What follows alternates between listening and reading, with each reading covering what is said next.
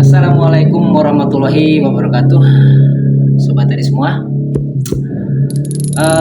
Kembali hadir saya Supriyatna di channel Organika Channel.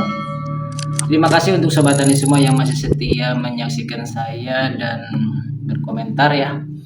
Dan pertemuan kali ini saya ingin membahas masalah pertanyaan sobat tani yang kemarin ngejapri WA ataupun yang komen tentang kendala kita saat ini pH tanah ya.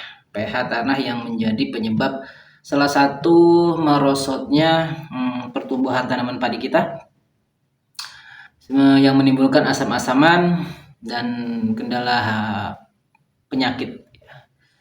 Nah, sobat tani, ada pertanyaan, Mas, bagaimana caranya untuk menaikkan pH secara instan ya? Sobat tani semua tahu lahan kita saat ini memang kondisinya ya, hasil survei ya, rata-rata lahan kita tanpa pupuk. Setelah pasca panen, tanah kita kondisinya itu rata-rata di 4,5 sampai 5. Itu menandakan tanah kita sudah mengalami tingkat keasaman yang sungguh ekstrim. Sehingga ketika kita mengolah lahan lagi, kita memberikan pupuk nitrogen ya, tidak mampu untuk mengurai si tanah ini sehingga pH-nya lebih drop lagi, sehingga tanah kita asam dan padi kita itu menjadi stuck ya, busuk bahkan mati. Nah, untuk menjawab pertanyaan sobat tani, saya punya sesuatu yang instan menurut saya. Instan yang mungkin pernah saya coba juga di lahan ya, di lahan kita. Bahkan sudah teruji dan terbukti. Bahan ini sebenarnya sederhana dan banyak di pasar juga kita bisa beli. Bahkan ada juga bisa kita bikin. Sobat tani, apakah cukup dengan kompos saja? Tidak. Apakah pemberian fosfat ataupun sulfur juga ya? Atau dari pupuk-pupuk, bahkan mungkin bakteri-bakteri? Ternyata tidak juga, karena sudah banyak sekali pengalaman sobat tani juga yang sudah pakai menggunakan bakteri, sudah menggunakan A, B, C, D dan lain-lain. Itu tetap saja ada kendalanya. Setelah itu saya riset lagi dan saya coba lagi, ternyata memang betul tidak cukup dengan hal itu saja, tetapi itu sangat penting ya. Kompos penting ya, bakteri penting, bahan-bahan penunjang juga harus ada, karena kondisi tanah kita memang sudah pH-nya sudah terlalu drop ya. Nah, sobat tani, yang mungkin saya akan spill, saya bukan promosi ataupun saya mau jualan ya, karena bahan ini bisa dicari di mana saja. Sobat tani bisa konsultasi dengan kios-kios pertanian ataupun agen-agen yang nanti bisa mampu untuk memberikan atau mengadakan atau mencarikan lah ya bahan ini. Nah, sobat tani, ini adalah bahan yang mungkin jarang ditemui dipakai. Ada di sebuah bahan yang menurut saya luar biasa ya, karena saya sendiri sudah menggunakan ini, mencoba itu 4 tahun yang lalu ya, 4 tahun lalu persisnya, itu di lahan hortikultura. Dan saya juga coba ke tanaman padi, juga bagus dan luar biasa. Jadi sobat tani, kalau kita bicara dengan organik, itu silika salah satu untuk menaikkan pH juga lah ya, tetapi tidak signifikan. Tetapi bahan ini menggunakan bahan yang lebih lengkap, komplit ya, yaitu zeolit, kapur zeolit. Nah, sobat tani, kapur zeolit ini adalah salah satu kandungannya memiliki luar biasa sekali. Ada silika, ada mineral, ada yang lain-lain lengkap. Nah, zeolit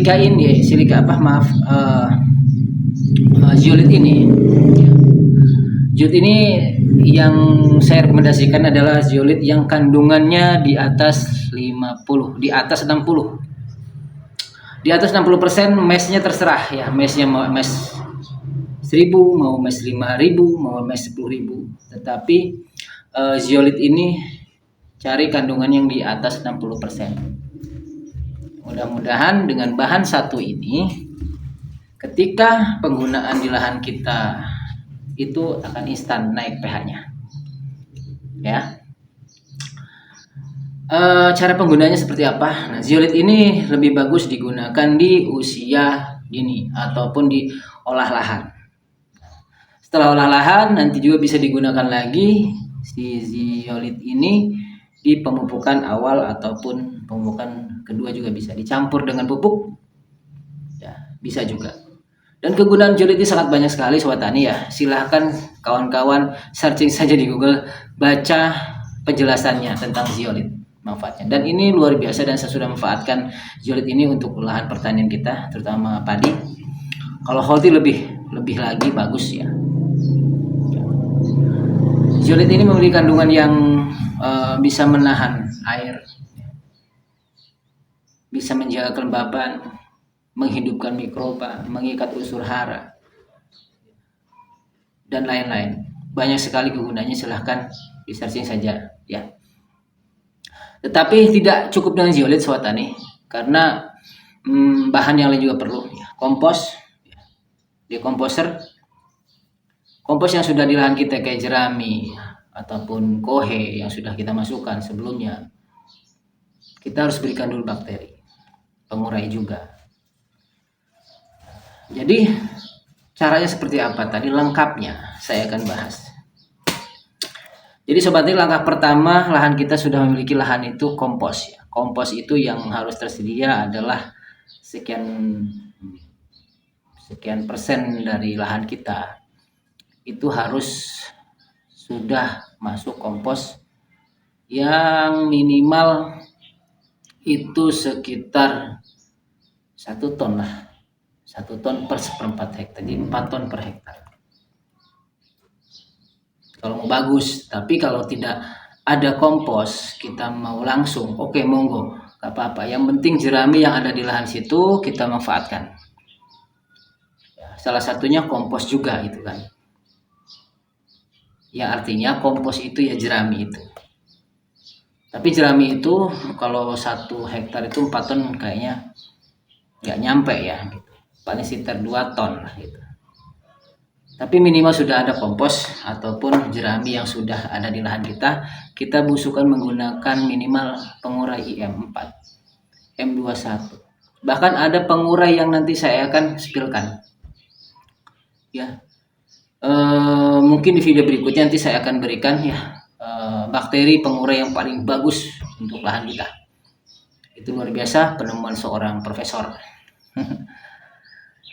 Saat ini cukup saja dengan dekomposer ya, dengan IM atau dengan M21 dan dengan PGPR ya.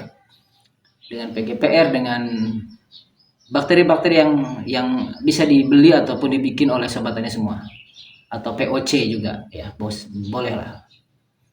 Itu pertama dekomposer, jerami dan dekomposer. Ada lagi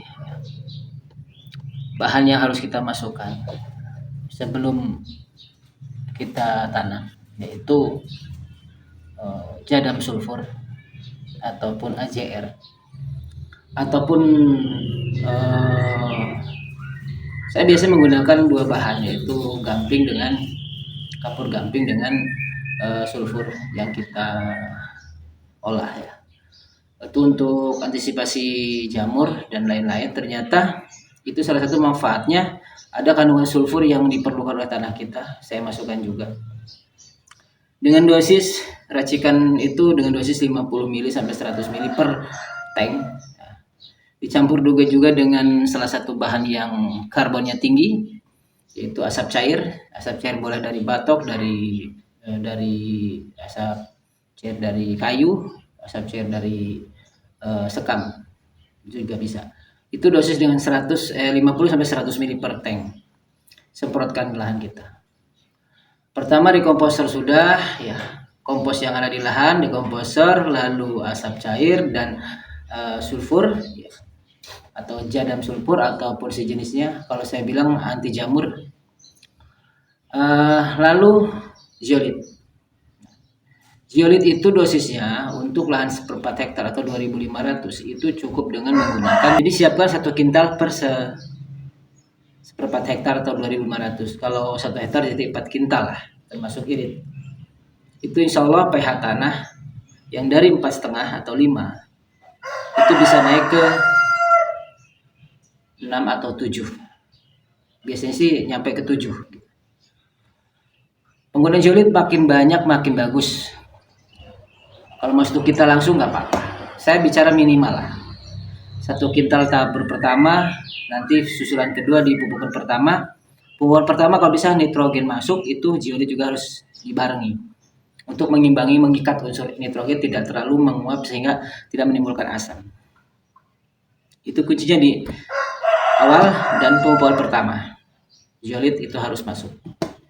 Insya Allah tanaman kita tidak ada kendala dalam tanah asam-asam ataupun stuck. Ya, itu. Yang sudah kita praktekkan kemarin seperti itu, ini fakta dan buktinya kemarin alhamdulillah panen dan tidak ada kendala asam-asam. Apakah ini permanen? Tidak. Karena penggunaan zeolit itu, kalau pengalaman saya, kalau dengan dosis yang barusan saya sampaikan, itu harus setiap tanam kita harus menggunakan itu. Tapi kalau mau paten, benahi pelan-pelan penggunaan kimia, penggunaan pupuk yang berlebih, menggunakan bahan-bahan yang alami, ya. Dan satu cairan yang akan saya sampaikan lagi di video berikutnya, yang itu harus kita pakai. Insya Allah kedepannya permanen. Tanah kita selalu stabil pH-nya. Tapi kalau mau stabil, kalau dengan stabil standar SOP-nya zeolit itu lumayan banyak, kalau 12 ton per hektar itu bisa mungkin nantinya akan selalu stabil. Tetapi bagaimanapun lingkungan kita ini sudah terlalu ekstrim lah ya, tanah di daerah kita terlalu ekstrim. Saya belum bisa menjamin kalau itu, tetapi yang saya sesuai pengalaman yang sudah saya lakukan itu dengan 1 kintal dari 2.500 meter persegi lahan kita, insya Allah bisa mencapai 1 kali panen itu aman dari tanah asam-asam. Nah itu mungkin Sobat Tani cerita hari ini, dan saya belum ada visual yang lain karena kondisi saat ini lagi tidak kurang fit ya. Saya tidak bisa langsung terjun ke lahan karena ada terkendala kesehatan. Oke, mungkin itu saya dulu sharing kita kali ini. Mudah-mudahan yang saya sampaikan ada manfaatnya. Kalaupun tidak ya lewatkan saja. Karena apa? Pertanian itu tidaklah mudah. Pertanian tidaklah gampang. Butuh proses, butuh mencari metode dan cara yang lebih yang mungkin sesuai dengan pengalaman saya ceritakan kali ini. Itu Sobat Tani, mudah-mudahan kita bisa bertemu di video-video berikutnya dengan cerita yang lain. Walaupun Sobat Tani yang kurang paham, mohon maaf. Kalaupun yang paham ya alhamdulillah, kalaupun tidak paham mohon maaf, boleh sharing atau boleh japri atau boleh komentar. Video kali ini saya cukupkan dulu sampai sini dan saya akhiri. Wabillahi taufiq wal hidayah. Wassalamualaikum warahmatullahi wabarakatuh.